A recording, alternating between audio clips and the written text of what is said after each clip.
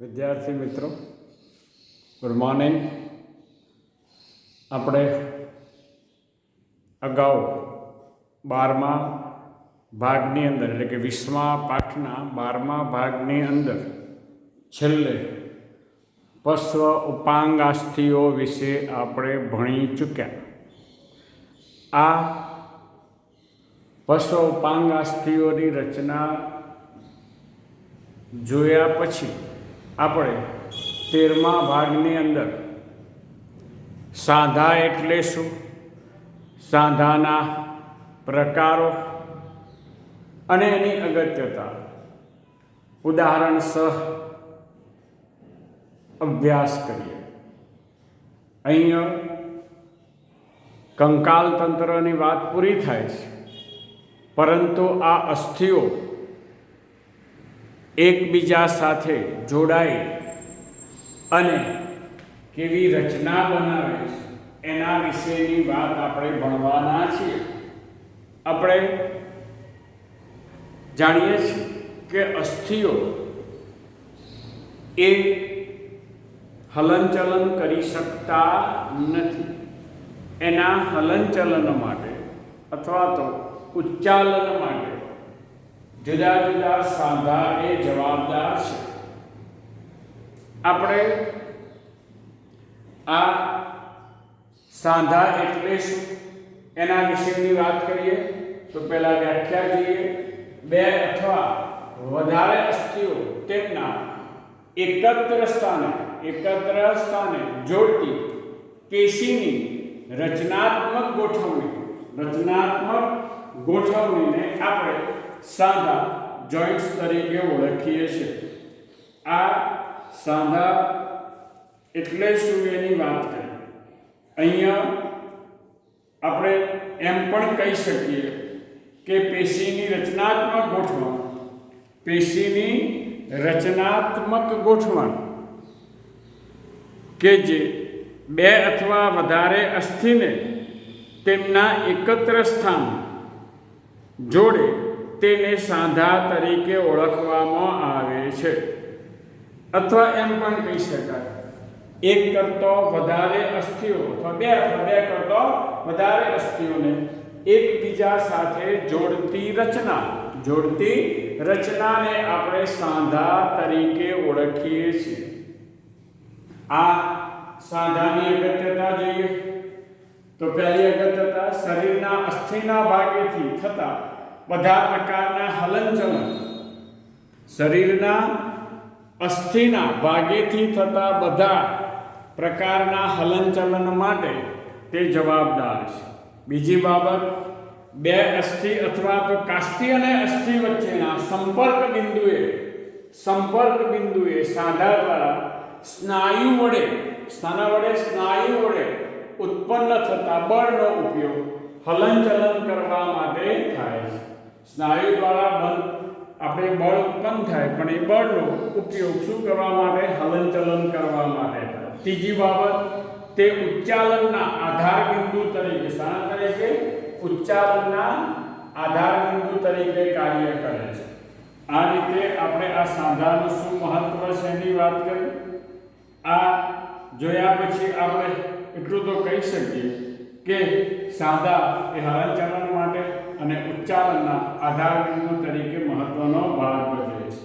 આ સાંધાઓના પ્રકાર વિશેની વાત કરીએ તો કે મુખ્ય પ્રકાર છે 3: અચલ સાંધો, અંશતઃ ચલ સાંધો અને મુક્ત ચલ સાંધો. અચલ સાંધો, અંશતઃ ચલ સાંધો અને મુક્ત ચલ સાંધો. પહેલું જોઈએ આપણે અચલ સાંધો, જેને કહીએ આપણે તંતુમય સાંધો અથવા તો સ્થાયી સાંધા તરીકે ઓળખીએ છીએ, જે મોટે ભાગે ખોપરીના કે મસ્તકની રચનામાં આવેલા અસ્થિઓની વચ્ચે જોવા મળે છે. અને આને કારણે આ સાંધાને શિવન તરીકે પણ ઓળખીએ છીએ. એ કોલેજન તંતુઓ, કોલેજન તંતુઓ એકબીજા સાથે મજબૂત રીતે બાંધેલા હોય છે, જોડાયેલા હોય છે. ખોપરીની રચનામાં આપણે જાણીએ છીએ કે આ જે જુદા જુદા 8 અસ્થિઓ છે એ અસ્થિઓને જોડવાનું જે કામ કરે છે કોણ કરે છે? આ સીવન સાંધો. ત્યાર પછી બીજો જોઈએ છે અંશતઃ ચલ સાંધો. આને આપણે કાસ્થિમય સાંધા તરીકે કાસ્થિમય સાંધા તરીકે પણ ઓળખીએ છીએ. આ સાંધાઓ કશેરુકાના જોડાણ સ્થાને પુરોનિતમ કાસ્થિની સંધાન રેખામાં જોવા મળે છે. અસ્થિઓના છેડાઓ સ્થિતિસ્થાપક તંતુમય કાસ્થિની નક્કર ચપટી તકતીઓથી છૂટા પડે છે, જે તેમને એક સાથે જોડી રાખે છે અને તે રીતે જકડાયેલા હોય. તકતીઓ થોડી મર્યાદિત હલનચલનની છૂટ આપે, દાખલા તરીકે વળવું અથવા તો સાંધાઓનું થોડું ગોળ ફરવું, જે આપણે જાણીએ છીએ કે આ કોના દ્વારા? કાસ્થિમય સાંધા કે અંશતઃ ચલ સાંધા દ્વારા થાય છે. આપણને ખબર છે કે આપણી કશેરુકાઓ જે 26 કશેરુકાઓ છે, એ કશેરુકાઓ એ એકબીજા ઉપર સરકી શકે, હલનચલન કરી શકે છે. આ માટે કયો સાંધો? તો કે અંશતઃ ચલ સાંધો જવાબદાર છે. હવે જોઈએ મુક્ત ચલ સાંધો. કયા સાંધાની વાત કરીએ આપણે? મુક્ત ચલ સાંધો. અસ્થિઓના જોડાણના છેડાઓ પર કાચવત કાસ્થિનું આચ્છાદન થયેલું હોય છે. બે અસ્થિઓની જોડાણ સપાટી અવકાશ આવેલો, જેને સાયનોવિયલ સાયનોવિયલ પોલાણ તરીકે ઓળખીએ છીએ, અને તેમાં રહેલા પ્રવાહીને, ચીકણા પ્રવાહીને સાયનોવિયલ પ્રવાહી તરીકે ઓળખવામાં આવે છે, જે અસ્થિઓના સાંધાઓને સરળતાથી હલનચલન કરી શકે તે રીતે ઊંજણ કરે છે. આ સાંધાઓ પ્રચલન અને બીજી ઘણી હલનચલનની ક્રિયાઓમાં મદદરૂપ કરે છે. આ રીતે આ જે સાંધો જે છે એને આપણે મુક્ત ચલ સાંધા તરીકે, એના પણ આ જુદા જુદા 5 પ્રકાર છે. એક છે કંદુ કુંડુ ખલ્લ સાંધો, બીજો છે ઉખડી સાંધો, ત્રીજો છે વિજાગરાનો સાંધો, ચોથો છે સરકતો સાંધો અને પાંચમો છે વળી શકે તેવો. પહેલો જે કંદુ કુલ્લુ આપણે ભણી ગયા સ્કંદ વેખલાના સ્કંદ ઉલ્લુખલ અને ભુજાસ્થિના સ્થિશિર એ જોડાઈને કયો સાંધો રચે? કંદુ કુલ્લુખલ ખલ દસ્તાનો સાંધો રચે છે.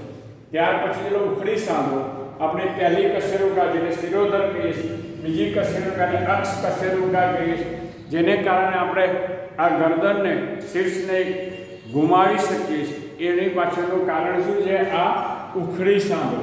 ત્યાર પછી જે વિજાગરાનો સાંધો, વિજાગરો આપણે જે છે કે આ આપણો આ ભુજાસ્થિ અને આ અરિય પ્રકોષ્ઠાથી વચ્ચે જે આ સાંધો રચાય છે, જેને આપણે કોણીનો સાંધો કે વિજાગરાનો સાંધા તરીકે ઓળખીએ છીએ.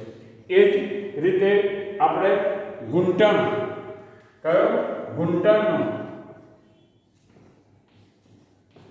સાંધો એ પણ આ વિજાગરાનો સાંધો છે, એટલે કે આપણા ઉભય નલાસ્થિ અને ઉર્વસ્થિ વચ્ચે રચાતો સાંધો એ પણ કયો છે? વિજાગરાનો સાંધો. હવે જે સરકતો સાંધો તો કે અગ્રબાહુ અને કાંડું, આપણા આ અગ્રબાહુ અને કાંડાની વચ્ચે જે રચાતો સાંધો છે એને આપણે શું કહીએ છીએ? સરકતા સાંધા તરીકે. અને એને કારણે આપણે કહીએ છીએ કે મનુષ્ય એ હસ્ત કૌશલ્ય કેળવી શકે છે. હવે જે વળી શકે તેવો સાંધો અંગૂઠા અને આંગળીઓની રચનામાં આવેલા અસ્થિઓ છે, જે સાંધા વડે જોડાય છે, એને આપણે વળી શકે, એને શું કહે છે? વળી શકે તેવા સાંધા તરીકે પણ ઓળખીએ છીએ. આ રીતે આ સાંધા જે છે એ સાંધાની રચના આપણે જોઈએ કે સાંધા જે છે એ અસ્થિઓને જોડવાનું કાર્ય કરે. એક અથવા તો એક કરતો વધારે અસ્થિઓ જે રચના વડે જોડાય છે એ છે એ સાંધાની વાત. આ સાંધા તરીકે આપણે જોઈએ છીએ કે એ જુદા જુદા પ્રકારના સાંધાઓ વિશેની વાત કરી કે અચલ સાંધો એટલે શું, અંશત અચલ સાંધો એટલે શું, મુક્ત ચલ સાંધો એટલે શું. અચલ સાંધો સામો જોવા મળે તો કે ખોપરીમાં જોવા મળે, જેને આપણે સીવન તરીકે ઓળખીએ છીએ. અંશત અચલ સાંધો કશેરુકામાં જોવા મળે છે અને પુરોનિતમ કાસ્થિના સંધાન સ્થાને જોવા મળે. સૌથી અગત્યનો છે મુક્ત ચલ સાંધો, જે આપણે જોઈએ કે સાયનોવિયલ પોલાણની અંદર આપણે જોઈએ કે સાયનોવિયલ પ્રવાહી એ ઊંજણનું કામ કરે છે, અને એ સાયનોવિયલ પ્રવાહી એ આપણે જાણીએ છીએ કે નાશ પામવાથી કેટલીક વખતે સાંધાઓ અક્કડ બની જાય છે અને એને કારણે હલનચલનના કાર્યમાં પણ અવરોધરૂપ થાય છે. આ રીતે આ આપણે મુક્ત ચલ જેના આપણે 5 પ્રકાર કંદુકુંડુ ખલ જેને આપણે ખલ દસ્તાનો સાંધો, ઉખડી સાંધો જે અંસર આપણે જે છે કે હલનચલન કરી શકે, મિજાગરાનો સાંધો કણી અને ઘૂંટણની વચ્ચે, એ જ રીતે સરકતો સાંધો અને વળી શકે સાંધા, આવા આપણે 5 પ્રકારના મુક્ત ચલ સાંધાના પ્રકાર જોયા. હવે પછીની અંદર આપણે આ કંકાલ તંત્ર સંબંધિત અનિયમિતતા અથવા સ્નાયુ સંબંધિત અનિયમિતતાને કારણે સર્જાતી જુદી જુદી ખામીઓ વિશેની વાત આપણે ભણવાના છે, જે પાઠનો આપણો અંતિમ પ્રશ્ન હશે. એટલે આપણે હવે પછીની જે વાત ભણવાની છે એની અંદર કંકાલ તંત્ર સંબંધિત અનિયમિતતાઓ વિશેની વાત ભણીશું. આ રીતે આ સાંધાઓ વિશેની વાત પૂરી કરી અને હવે પછી આપણે કંકાલ તંત્ર સંબંધિત અથવા સ્નાયુ સંબંધિત અનિયમિતતા વિશેની વાત ભણીશું. અસ્તુ.